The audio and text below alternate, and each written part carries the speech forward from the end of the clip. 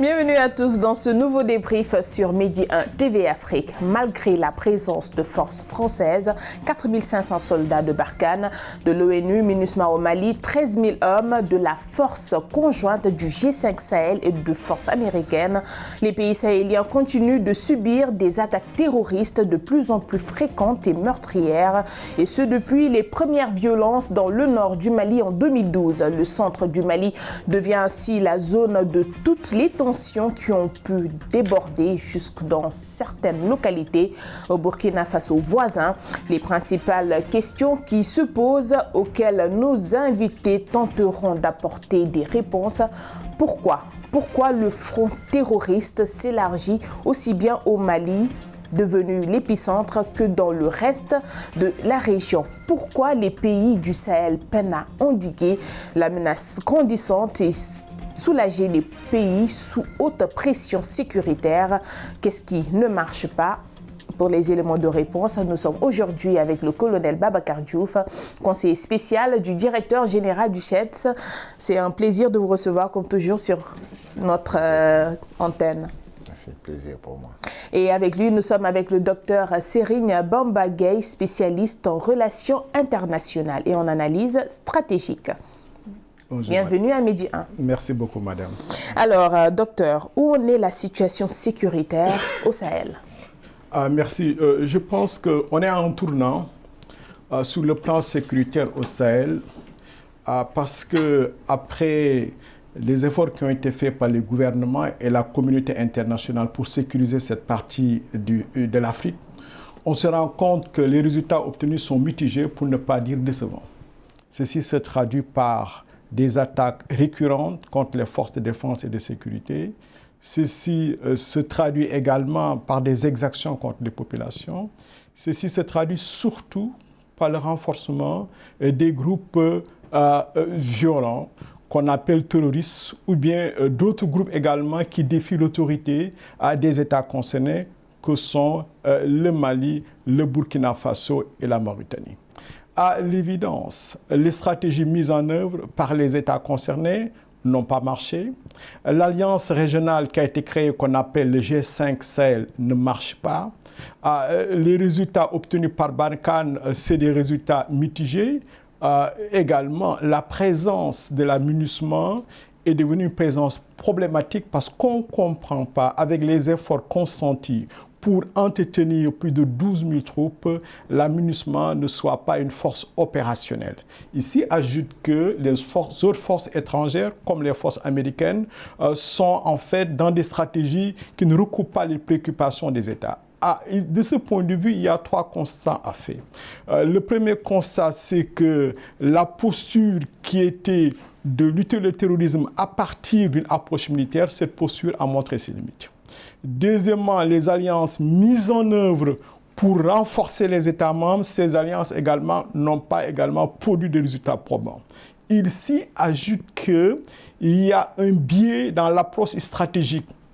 De plus en plus, on se rend compte que le fait de vouloir tout associer au terrorisme n'a pas permis de comprendre la complexité des mutations sociales, des crises qui sont en fait, qui causent une sorte d'hybridation dans cette région, parce qu'à l'évidence, autant il y a des questions qui relèvent de la menace terroriste, autant il y a des questions qui relèvent de la mauvaise gouvernance, des questions qui relèvent véritablement de conflits entre communautés, et en somme, ce qui apparaît en perspective, ce sont les limites structurelles de l'État post-colonial à pouvoir lutter en même temps contre des menaces asymétriques, à faire face à des rébellions internes, mais également à pouvoir pacifier un certain nombre de conflits. Vous conviendrez avec moi que le contexte géopolitique dans lequel le Sahel se trouve est un complexe particulièrement difficile et on est, comme je le disais, en un tournant, et ce tournant appelle une réadaptation des stratégies par rapport à l'hybridation des menaces, mais en même temps une sorte de coopération au plan militaire, parce qu'il y a eu trop de dispersion, les stratégies ne sont pas coordonnées, il n'y a pas véritablement une approche stratégique unifiée, et cela a donné les résultats que tout le monde déplore. Là, vous avez parlé de stratégie, là, nous allons y revenir. Mais j'aimerais bien que, colonel, vous reveniez un peu sur l'analyse que vous faites de la situation actuelle au Sahel. En fait, pour moi, la situation actuelle au Sahel est le reflet de la rencontre, mais vraiment, quand on utilise le mot local, on regarde parce que c'est une forme de barbarisme. Mais c'est des problèmes de géopolitique locale. Vous avez des tas de conflits internes aux États. Le vieux conflit entre éleveurs et pasteurs, ça c'est connu. On avait des solutions pour ça. Ensuite, vous avez des politiques, vous avez des mouvements. C'est-à-dire qu'à un moment, les politiques, ceux qui se battent sur le terrain de l'État, cette géopolitique-là est rejointe quelque part par celle de la sous-région. Les gens n'analysent pas la sous-région. Nous disons tous oui, approche holistique, holistique. Mais le holistique, c'est de partir du local au global ou du global au local. Et quand vous partez de là, vous vous rendez compte que l'État postcolonial, comme le docteur l'a dit, a été un État hérité du colon, donc fragmenté. Cette fragmentation et ces lignes de clivage qui vont avec, on les vit tout le temps. La bonne gouvernance consiste à résorber, à resserrer les fractures, ou alors la mauvaise, c'est les élargir pour les mener aux lignes de fracture. Mais à côté, vous avez les ambitions de pays, d'États qui sont là, qui sont des puissances régionales, l'Afrique, qui sont des puissances régionales au sens mondial du terme. Vous allez dans le Golfe, vous avez des puissances régionales qui sont là-bas, qui sont en expansion. Pourquoi? Il m'arrive de penser que c'est parce que l'ordre mondial post-1945, qui a changé en 91, 88, 89, 90, 91, pendant toute cette transition systémique pacifique, se retrouve aujourd'hui remise en question. C'est tout un système de règles du jeu qui est remis en question. Et donc, à partir de ce moment, les grandes puissances jouent pour l'impérium, leurs alliés jouent dans les interstices, et parfois, vous voyez même une fluctuation dans cela. Maintenant, nous, le docteur l'a dit tout de suite, nous sommes face à un problème qui n'est pas à une seule variable. Si c'était juste la variable militaire, on fait militaire, on s'en sort. Et c'est tout en ensemble. L'ennui, c'est que c'est multifactoriel, et comme le sida fait appel à une trithérapie, nous devrions avoir une multithérapie. Pour ça le veut dire quoi? terrorisme. Ça veut dire que les forces de défense constituent, à mon sens, une condition nécessaire, mais pas suffisante. Et il faut compléter avec d'autres éléments. Il y a une réponse religieuse qu'il faut apporter. Il y a une réponse sociopolitique qu'il faut apporter. C'est l'ensemble de toutes ces réponses qui pourraient rendre nos organismes plus résistants. Et donc, maintenant, il y a une route. Parce que cette affaire, ça a mis du temps pour arriver, ça mettra du temps pour partir. Mais il faut faire comme George Kennan l'avait dit aux États-Unis avec son fameux X. Il faut contenir dans un premier temps et progressivement refouler. Mais avant d'apporter des solutions ou bien de dire le pourquoi de la chose, c'est bien quand même de comprendre le phénomène. Docteur, dites-nous, comment comprendre le phénomène qu'est le terrorisme, qui change de plus en plus de géographie? Je pense que le terrorisme est ce qu'on appelle de manière globale les menaces asymétriques, constitue véritablement une rupture dans la conflictualité des relations internationales. Parce que généralement, les conflits ont opposé des gouvernements, des États entre eux, ou bien à l'intérieur des États, il y avait des conflits, ce qu'on appelle les conflits internes armés. Le phénomène du terrorisme et des menaces asymétriques, c'est que les États aujourd'hui sont confrontés à des ennemis qui n'utilisent pas les mêmes approches, les mêmes stratégies. Ce qui fait que cette asymétrie dans l'approche, dans la démarche, constitue pour les États une difficulté à résister et à faire face au terrorisme. Ici, ajoute que le terrorisme tel que nous le connaissons dans le Sahel est historiquement une excroissance du mouvement salafiste en Algérie dans les années 90. avec la défaite de ce mouvement salafiste, il y a eu un repli vers le nord du Mali, il y a eu des Katibas qui sont nés et AQMI est né. Donc il y a une filiation idéologique très profonde et qui relie ce type de terrorisme que nous vivons dans le Sahel à ce qu'on appelle une internationale du terrorisme qui est née dans les années 90 et qui s'est développée après les événements du World Trade Center en 2011. Donc, idéologiquement, ce terrorisme poursuit un combat qui consiste à purifier l'islam en essayant d'enlever tout ce qu'il considère comme étant des déviations. Il s'y ajoute que ce dessein religieux poursuit également un dessein politique. C'est-à-dire que partout où il y a ce type de mouvement, ces groupes terroristes poursuivent un objectif politique, c'est-à-dire le renversement du gouvernement. On l'a vu en Algérie, ça n'a pas marché. Ça a été tout ce processus de confrontation dans le Moyen-Orient, en Syrie, en Irak et également plus loin en Afghanistan. Donc on est dans la même perspective politique de remise en cause de l'ordre établi, parce que pour ces groupes terroristes, les États qui existent ne sont pas légitimes, et ces États, c'est des alliés objectifs de ce qu'ils appellent les ennemis de l'islam. Dans leur idéologie. Oui, en particulier les États-Unis et les pays occidentaux. Le troisième élément, c'est que ces mouvements SM se développent dans des contextes marqués par la faiblesse des États, le manque de présence des États dans les zones les plus reculées, manque de perspectives de la jeunesse et également échec du projet de construction nationale. Et je pense que ce sont l'ensemble de ces facteurs qu'il faut comprendre pour voir comment aujourd'hui ces mouvements se développent dans le Sahel. Mais il y a une géographie de ces mouvements dans le Sahel, parce qu'historiquement, le nord du Mali était leur bastion. Ensuite, ces mouvements se sont endogénisés. Les Katibas au centre du Mali, aujourd'hui dans la province du Soum, dans la province de l'Uptako-Gourmand, ces Katibas sont dirigés par des gens issus de ces populations. Il y a une sorte d'endogénisation. Ce même processus d'endogénisation, on l'a vu dans le nord du Nigeria avec Boko Haram, et qui fait qu'aujourd'hui, il y a une sorte de jonction entre une direction qui est globale, ça peut être l'État islamique ou Al-Qaïda, avec des relais locaux, mais ces relais locaux aujourd'hui utilisent les frustrations, les contradictions qui opposent les communautés aux États pour essayer de mettre un vernis politique et religieux. Parce que vous le dites, c'est très important quand même ce que vous dites, il faut le comprendre. J'aimerais bien que vous reveniez un peu là-dessus, parce que tout à l'heure, excusez-moi de vous couper, on va revenir là-dessus, mais tout à l'heure il l'a dit, il a retracé l'histoire, docteur a retracé l'histoire, mais comment s'est-il vraiment développé dans le Sahel?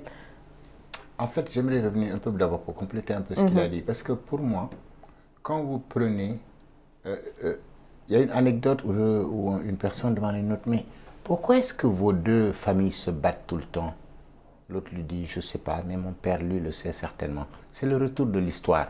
C'est-à-dire que pour moi, l'islam a connu de grands chocs. Les croisades, c'était un choc.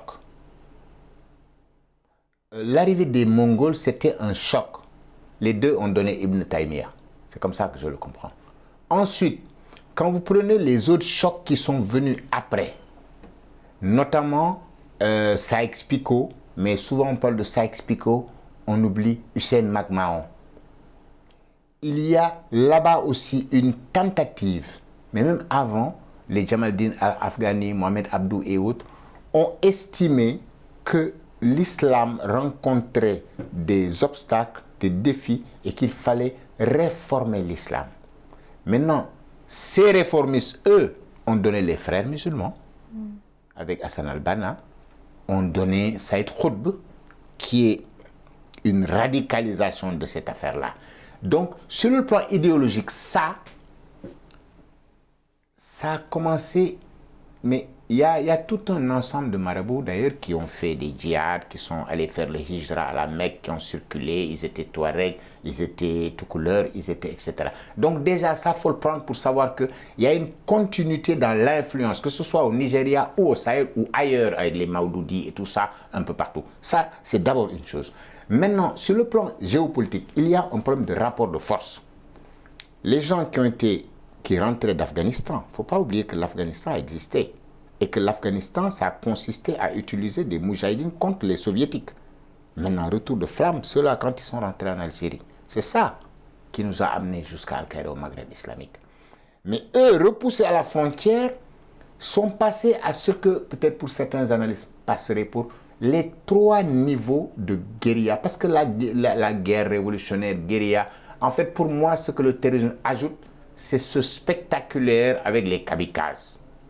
Mais en réalité, Mao, quand il parle de guerre populaire à 3 niveaux, défensif stratégique, équilibre stratégique et offensif stratégique, les mouvements se promènent là-bas. Quand Boko Haram se territorialise, ou quand plutôt l'État islamique se territorialise aussi, etc., c'est le niveau 3. Mais ils se rendent compte que ce n'est pas tenable. Parce que dès qu'on peut vous situer, vous perdez le bénéfice de l'asymétrie. Donc on se replie au niveau 2. On se replie au niveau 1 et on se balade là-bas. Ça, pour moi, c'est clair. Donc, je reviens à ce truc de connexion avec les populations. Et un problème local. C'est ça l'endogénéisation dont parlait le docteur. Vous trouvez des problèmes locaux. Un problème local, pour moi, c'est comme s'il y avait de l'eau qui tombe ici et là. Mais là, le carrelage est étanche. Là, le carrelage n'est pas étanche. Au bout d'un moment, vous avez de l'herbe qui pousse ici.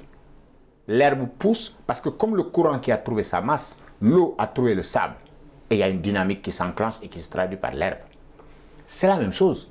Ils nous ont trouvés avec nos États déglingués, où les armées étaient souvent des armées gardiens de régime, pas des armées nationales, des armées ethniques, des armées politiques, qui n'étaient que très peu professionnelles, il faut le dire. Des armées qui ont passé leur temps à distribuer des coups de pied à leur population. Maintenant, tous ces retours de flamme nous arrivent. Et donc, quand la Libye s'est cassée et que des armes et des gens bien entraînés ont rejoint, ça a basculé au niveau du Mali. Je voulais ajouter, si vous me permettez, oui, allez-y. Que les débats qui nous occupent aujourd'hui sur la question du terrorisme, il faut l'envisager aussi sous la question de ce qu'on appelle les menaces exogènes. Le terrorisme tel que nous le découvrons vient du Maghreb, de l'Algérie. Et ces facteurs exogènes ont montré au goût du jour toute la difficulté que les États ont à s'organiser pour défendre leurs frontières et pour faire face à des menaces exogènes. Et le terrorisme n'est pas la seule menace exogène à laquelle font face ces États. Il y a eu également la drogue, les narcotrafiquants. Et il y a concomitance entre l'irruption de ces deux facteurs exogènes au niveau du Sahel à la fin des années 90, au début des années 2000. Ce qui fait qu'avec la porosité des frontières, le manque de vision de gouvernement et les capacités... Et surtout la corruption également. La corruption et le manque d'anticipation. Donc tous ces réseaux qui viennent de l'extérieur, les réseaux de trafiquants, les groupes terroristes, ont pu se développer, ont eu de connexions locales, endogénéisation. Et c'est aujourd'hui ce qui fait que ces mouvements ont cette dimension transnationale, connectée à des réseaux, avec des objectifs. Et surtout, il y a imbrication entre ces groupes djihadistes et les groupes de trafiquants dans le Sahel. Et ça montre toute la difficulté aujourd'hui à lutter contre ces groupes, parce que ces groupes aujourd'hui se nourrissent du trafic. Et les trafiquants également sont en relation avec ces groupes pour pouvoir sécuriser les réseaux et les routes à partir desquelles les trafics également se déploient. Donc j'aimerais également mettre l'accent sur cet élément important pour voir qu'on est à un tournant, parce que ce tournant postule deux bouleversements géopolitiques.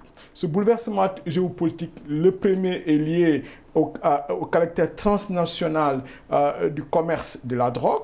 L'autre, c'est le bouleversement géopolitique qui est né au début des années 2000 avec une sorte de planétarisation du terrorisme. Et le Sahel, malheureusement, est devenu aujourd'hui un épicentre de ces mouvements. Donc, ces deux bouleversements géopolitiques constituent aujourd'hui deux phénomènes sur lesquels les gouvernements ont beaucoup de mal à mettre sur pied des stratégies de riposte. Parce que dès que vous frappez un groupe au Mali, ce groupe se déploie au Burkina, il se déploie au Niger, il se déploie en Libye. Justement, c'est quoi l'enjeu pour le Sahel? L'enjeu pour le Sahel aujourd'hui est double. Il y a trois enjeux. Le premier, c'est la stabilisation du Sahel. Parce qu'au début, c'était seulement le Mali qui était déstabilisé, le nord du Mali. Ensuite, il y a eu le centre du Mali. Après, c'est le Burkina, le Niger, le Nigeria également a été déstabilisé. Donc, il se pose un problème de stabilisation parce qu'on ne peut pas aujourd'hui développer le Sahel dans un contexte de violence, dans un contexte également où il y a une récurrence des attaques terroristes. Le deuxième enjeu, c'est un enjeu également de mobilisation de l'ensemble des partenaires.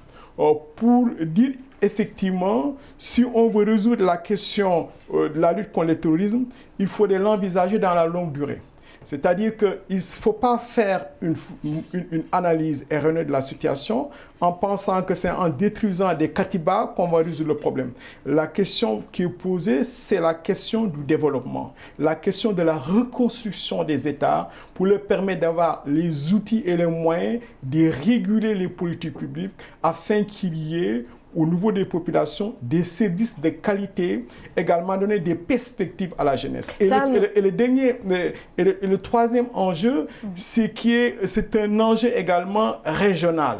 C'est construire les capacités régionales pour pouvoir faire à de telles menaces. Parce que ce qu'on a pu avoir comme leçon apprise durant ces événements que nous vivons malheureusement, c'est que non seulement il y a un double échec des stratégies nationales pour faire face à ces groupes, mais également échec des stratégies régionales. Parce que la CEDEAO, qui est l'organisation régionale et qui a prérogative pour maintenir la paix dans la région et construire l'intégration régionale, la CEDEAO, à l'évidence, est complètement dépassée par les événements.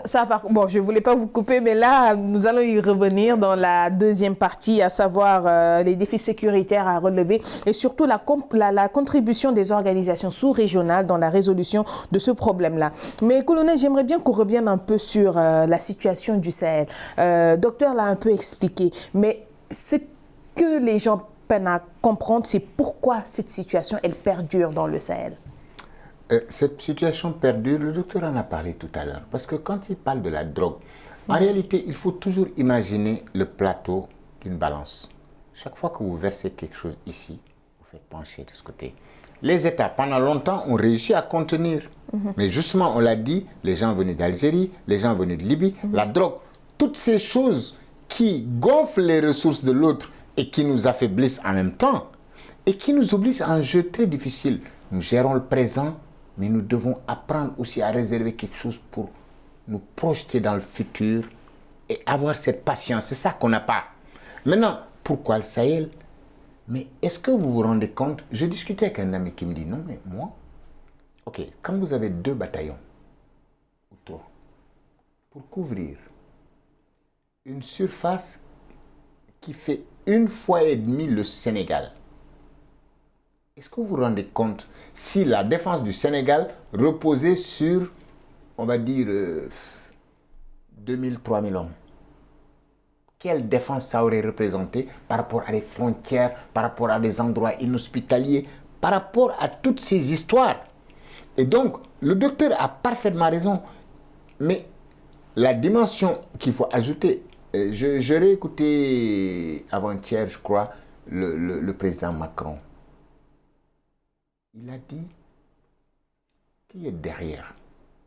Mais en le disant, il soulève un problème qui est le problème systémique. C'est-à-dire, quelle autre grande puissance a intérêt à ce que la situation perdure et qui est en train de tirer les ficelles pour dire on va les chasser. Et croyez-moi, moi, la petite étude que j'ai faite de Al-Qaïda pendant un moment, ça faisait ressortir que pour Oussama Ben Laden, quand on a fait sauter un hôtel au Yémen et que les Américains se sont retirés, lui, il a construit une chaîne. Il a dit, les Occidentaux ont fui au Vietnam. Avant, c'était Dien Bien Phu. Aujourd'hui, ils fuient, ils ont quitté le Yémen. Ils ont quitté par la suite la Somalie. Parce qu'une partie de l'histoire de la Somalie, c'est que qui a appris à transformer les RPG-7 en armes antiaériennes? C'est Al-Qaïda. Des gens sont arrivés chez les Somaliens, ont aidé Aïdid à pouvoir le faire. Donc, ces genres de leçons, chaque fois que les Occidentaux se retirent, il y a une mauvaise leçon qui est prise. Et malheureusement, je reviens sur ça et j'insiste dessus, au-delà de toutes les manipulations, il n'y a assez d'aucun des médicaments. Si aujourd'hui vous allez chez le médecin, qu'il vous prescrive 3 ordonnances en vous disant un comprimé matin, 2 comprimés matin, 2 le midi, 2 le soir, et vous passez votre temps à dire je prends un le matin, un le soir, vous ne serez jamais guéri. Vous ne serez jamais guéri, ça on va marquer une pause là-dessus et on va y revenir dans la seconde partie.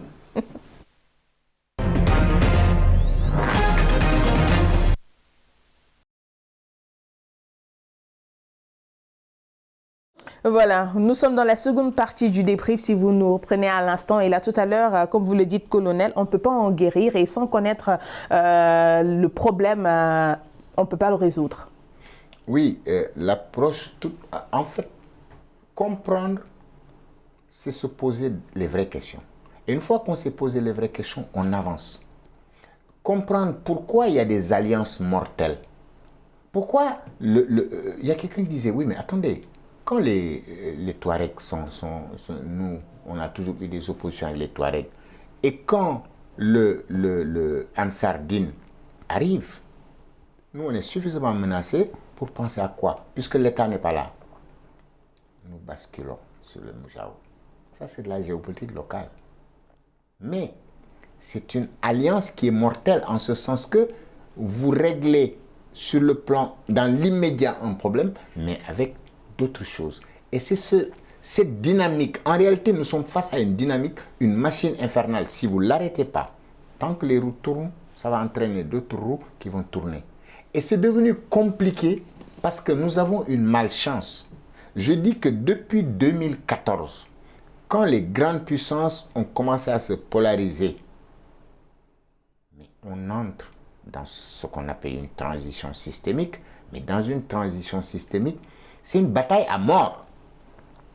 C'est-à-dire que chaque grande puissance a intérêt à chercher à contrôler certaines choses pour en priver l'autre. Et à ce moment, nous devenons quelque chose de très simple, des pions. Des pions, et là, tout à l'heure, vous l'avez expliqué, docteur, avec tout cela, on se demande pourquoi, bon, bien vrai que les réponses ont été données, le problème, au lieu de reculer, avance. Et les pays qui font face à ce problème, malheureusement, ont du mal à s'outiller et à lutter contre. Oui, je pense que pour comprendre ce qui se passe à l'heure actuelle, surtout au plan militaire et sécuritaire, il faut soulever 3 dimensions. C'est l'inefficacité de la réponse stratégique. La réponse stratégique développée au niveau du Sahel, autour du tout militaire, n'a pas produit les résultats escomptés. Premièrement, les armées nationales n'ont pas été à la hauteur du défi. Elles ne sont pas bien outillées. Ne sont pas bien outillées, mais en même temps, souvent, elles n'étaient pas bien préparées. C'est le premier élément. Deuxièmement, la réponse classique qui consiste à déployer des troupes avec des armes conventionnelles, cette approche également a donné des résultats mitigés. Parce que les États sahéliens n'ont pas de capacité, notamment au plan aérien, avec l'utilisation des hélicoptères, des drones et des avions. C'est une faiblesse stratégique majeure. Mais qui est très important. Le deuxième élément, c'est le manque de coordination sur le terrain entre Barkhane, les armées des pays concernés, l'amunissement et les Américains. On a comme l'impression qu'il y a une dispersion, et cette dispersion, en même temps, elle est problématique. Si tant est qu'il faut lutter contre les groupes terroristes alors que les acteurs sur le terrain ne sont pas coordonnés, n'ont pas la même stratégie au plan stratégique et au plan également de la riposte, cela pose problème en termes de règles d'engagement. L'autre élément sur lequel il faut insister, c'est que les populations n'ont pas été impliquées dans cette lutte. Et c'est là où se trouve toute la difficulté. Parce que l'une des leçons apprises au cours de ces 20 dernières années à travers le monde, dans la lutte contre le terrorisme, cette leçon apprise est la suivante. Partout dans un pays où on a voulu éradiquer le terrorisme sans la participation des populations, cela a échoué. Ça, c'est la première leçon apprise. La deuxième leçon apprise, dans un pays déterminé, s'il y a des acteurs externes, extérieurs, qui s'engagent dans la lutte contre le terrorisme, cela complexifie le problème, parce que cela va créer une sorte de légitimisation de l'action violente contre ces groupes extérieurs, et cela également va déstabiliser l'État concerné, parce que l'État apparaît comme étant le support de puissance étrangère. Donc aujourd'hui, malheureusement, on est dans cette situation au Sahel qui fait que les populations et les communautés ne sont pas impliquées dans la lutte contre le terrorisme. Et deuxièmement, la présence d'acteurs extérieurs donne une dimension politique particulière qui fait aujourd'hui qu'il y a une sorte de rejet. Aujourd'hui, ce qu'on appelle le sentiment anti-français, anti-guillemets, n'est que la résultante de cet élément, parce que les populations locales, nationales, de plus en plus ne comprennent pas pourquoi ces troupes étrangères, si nombreuses, très armées et bien équipées, ne parviennent pas à lutter contre le terrorisme. Et on les soupçonne à tort ou à raison de poursuivre un projet politique. Cela marque un tournant aujourd'hui dans le Sahel, et ce qui fait que on a eu récemment la colère du président français Macron, qui disait que la France ne peut pas rester au Sahel tout en échouant des critiques, et ces critiques relèvent d'une posture anti-française. Le débat est plus complexe que cela. C'est-à-dire qu'aujourd'hui, dans le cadre de conflits locaux, la présence d'acteurs extérieurs donne une dimension politique. Cette dimension politique ravive des contradictions, réveille l'histoire, mais en même temps pose la pertinence des troupes étrangères, notamment des troupes des anciennes puissances coloniales en Afrique et dans le Sahel. Colonel, le docteur l'a dit tout à l'heure, il a résumé en 3. La posture, l'alliance et l'approche stratégique. Mais on l'a remarqué, on a vu que les solutions militaires n'ont pas porté leurs fruits dans la lutte contre le terrorisme au Sahel. Et la question qui se pose, c'est de savoir si sont-elles vraiment utiles, et les défis sécuritaires à relever dans le Sahel, que sont-ils? En fait, excuse-moi, j'aimerais quand même qu'on fasse un petit truc sur ce que le docteur disait tout à l'heure. Le docteur a raison, mais les populations, comment voulez-vous pouvoir les associer tout de go si pendant longtemps, ces populations ont été identifiées pratiquement comme les ennemis des régimes? Justement, ça fait partie des lignes de clivage que nos États, que d'abord on a développé pendant la colonisation et qu'on a continué à développer après.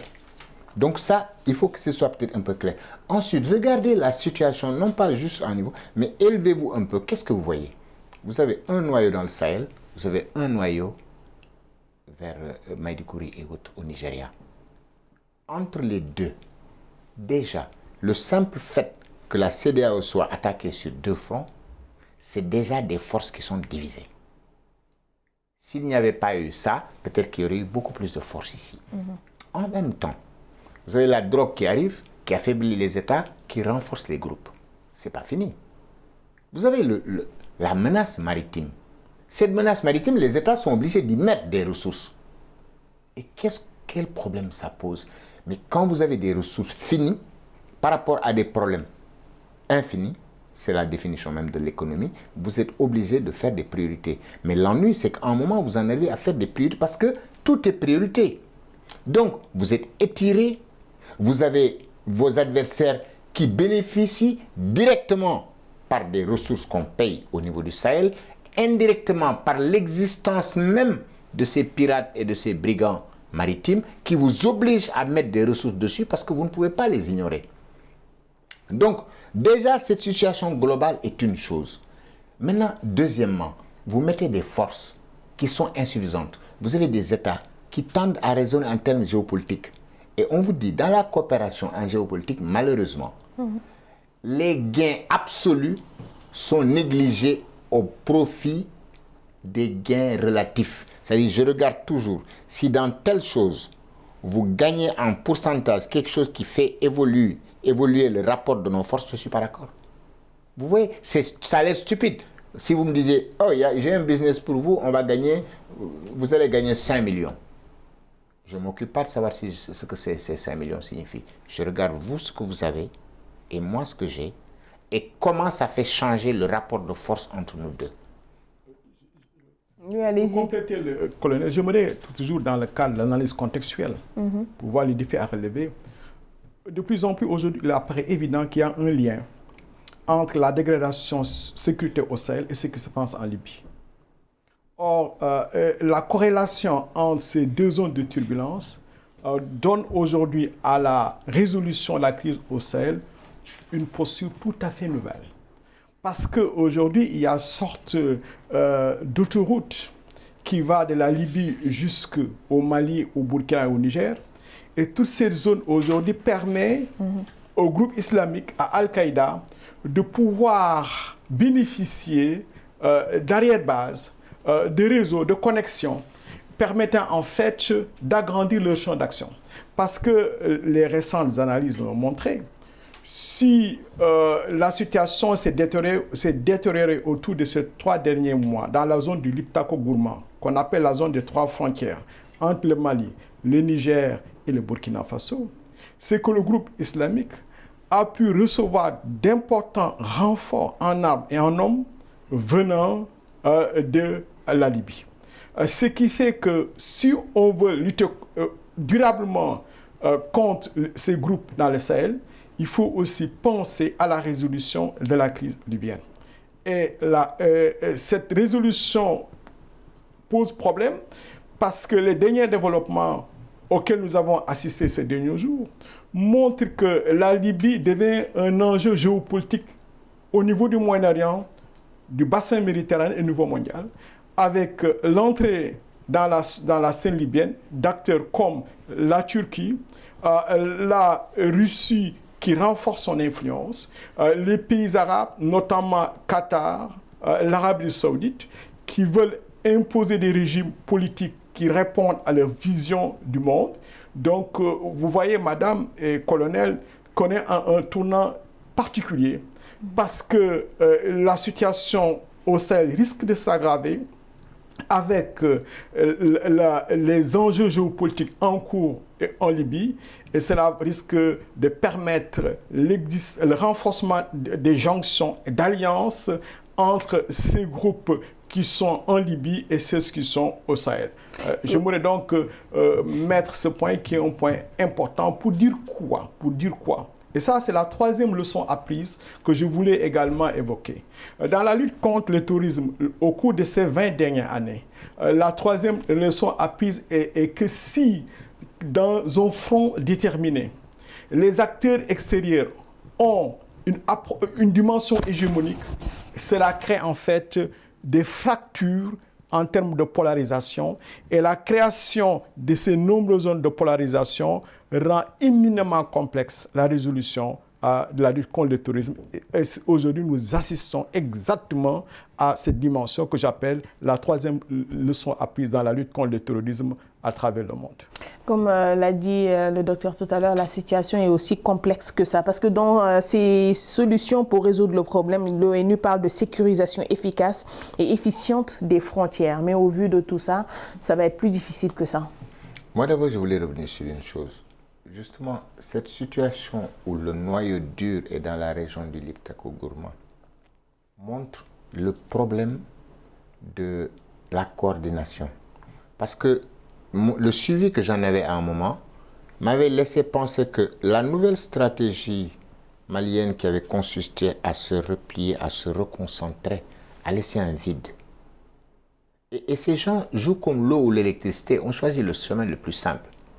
Et donc, ils ont pu se glisser et frappait sur le Niger plus profondément. Tant qu'il y avait en fait, pendant longtemps, les Maliens ont servi de bouchon, à mon avis.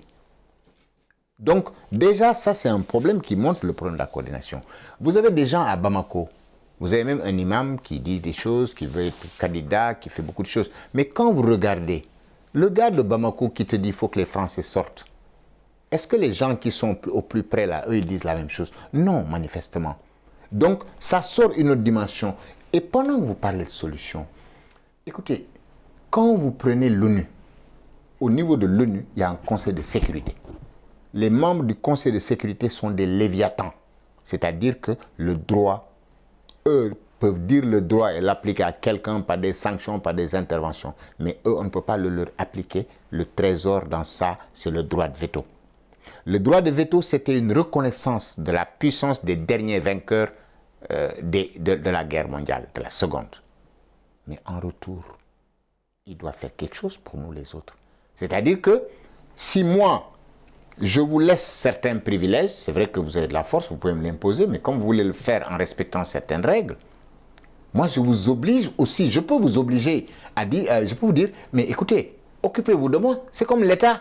Les gens se révoltent contre l'État quand l'État n'assure pas leur sécurité.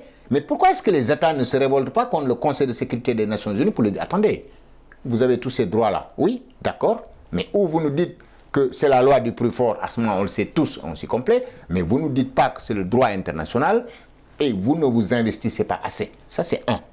Deux, moi j'avoue que j'en veux de plus en plus à l'Algérie. Parce que quand même je me souviens que l'Algérie, lors de la guerre d'indépendance, avait des bases arrière au Mali. Aujourd'hui, quand l'Algérie dit « mes forces restent chez moi », mais qu'on me dise que de temps en temps, les forces peuvent aller et venir par Tamanrasset vers ceci, vers cela, que je sais que l'Union africaine, chaque fois, Conseil de paix et de sécurité, vous avez très souvent un Algérien là-bas. L'Algérie est un pays qui a énormément de ressources militaires, même si elle ne déplace pas son armée. L'Algérie aurait dû aujourd'hui être présente à côté de la France, à côté des États-Unis, à côté d'autres pour aider. Et très sincèrement, maintenant, une fois que ça c'est fait, ce que disait le docteur Gaye, fermez les robinets. Le robinet libyen, si vous le fermez, vous fermez un à un tous ces trucs et vous essayez de gérer les problèmes en interne, c'est un vrai défi organisationnel aux États. Parce qu'il faut en même temps éteindre le feu, être un pompier stratégique. Donc tu éteins le feu, tu te préoccupes de futur, tu essaies de prendre des mesures politiques pour résorber ces fractures. Mais c'est herculéen pour nos États. Nous ne sommes pas outillés pour réagir autant. Et pendant ce temps, ces gens, est-ce que tu les vois? Parce que l'armée, c'est pas comme quand on conduit une voiture. Quand tu conduis une voiture, c'est voir et être vu. Mais dans l'armée, c'est voir sans être vu. Mais nous ne les voyons pas. Et pendant que les États sont en train de chercher des moyens, eux, ils s'outillent mieux et profitent des faiblesses des États. Comme le dit tout à l'heure, docteur, il faut une approche stratégique efficace. Holistique. Oui, je pense que non seulement il faut une nouvelle approche, mais il faudrait également tirer les leçons apprises de l'échec actuel. Surtout. Il faut tirer les leçons apprises. Pourquoi ce qui a été mis en œuvre n'a pas marché? C'est la première analyse à faire. Après avoir fait cette analyse, il faudrait aujourd'hui voir comment mobiliser les moyens dont les armées africaines ont besoin à l'heure actuelle. Le premier élément, je pense qu'on l'a dit lors de la première partie, c'est la réponse du tout militaire qui n'a pas marché. On ne peut pas lutter contre le terrorisme sans y associer les populations. Deuxièmement, il ne faut pas globaliser la menace. Il faut voir à côté de l'action des groupes terroristes, il y a des conflits qui sont profondément ancrés dans les sociétés sahéliennes. Les conflits entre agriculteurs et passeurs. Les conflits intercommunautaires. Les conflits intercommunautaires. Interethniques. Il y a aujourd'hui la gestion du commerce illicite. Mais également, il y a le problème, la question de la gouvernance locale. Parce que les États sahéliens n'ont pas été à la hauteur pour résoudre les questions de gouvernance locale. Parce qu'il faudrait restaurer l'autorité de l'État. Notamment dans la capacité de l'État à délivrer aux populations des services de qualité que sont l'éducation, la santé et l'accès à l'eau. En définitive, il faudrait repenser la posture de l'État. Mais après avoir dit ça, il faudrait aujourd'hui arrêter la dégradation sécuritaire. Et je pense qu'il faudrait une autre approche stratégique et de nouvelles règles d'engagement. Notamment par le fait que les troupes au sol doivent de manière constante être appuyées par des drones, des hélicoptères d'attaque et en même temps des avions. Et ce qui manque cruellement aux États africains. Et il faudrait donc que les partenaires qui sont dans cette région puissent aussi travailler dans le sens à ce que les armées locales puissent avoir ces outils pour lutter contre les groupes terroristes. Parce que tant qu'il y aura cette division du travail qui consiste à dire les armées locales, vous allez intervenir de manière classique avec les armées, des armées qui ne sont pas adaptées, quel que soit le courage de ces armées seront défaites. Parce qu'il faudrait une maîtrise aujourd'hui du ciel, et cela passe par la possession de drones armés, par la possession d'hélicoptères et d'avions, à travers une coopération sur tous les acteurs présents dans le terrain, que les gens puissent faire en même temps, au même moment et dans les mêmes localités. Cela manque. Le troisième élément, je pense aussi qu'il faudrait repenser l'apport des partenaires. Je ne peux pas aujourd'hui comprendre dans le Sahel qu'il y ait 19 stratégies Sahel. 19 stratégies Sahel qui sont en concurrence les unes par rapport aux autres et qui ne parviennent pas à produire des résultats probants sur le terrain. Comme on dit, il faut exiger des réponses concrètes au G5 Sahel, surtout dans le cadre de l'aide reçue. Au-delà du G5 Sahel, c'est tous ces partenaires au développement qui disent qu'ils aident le Sahel.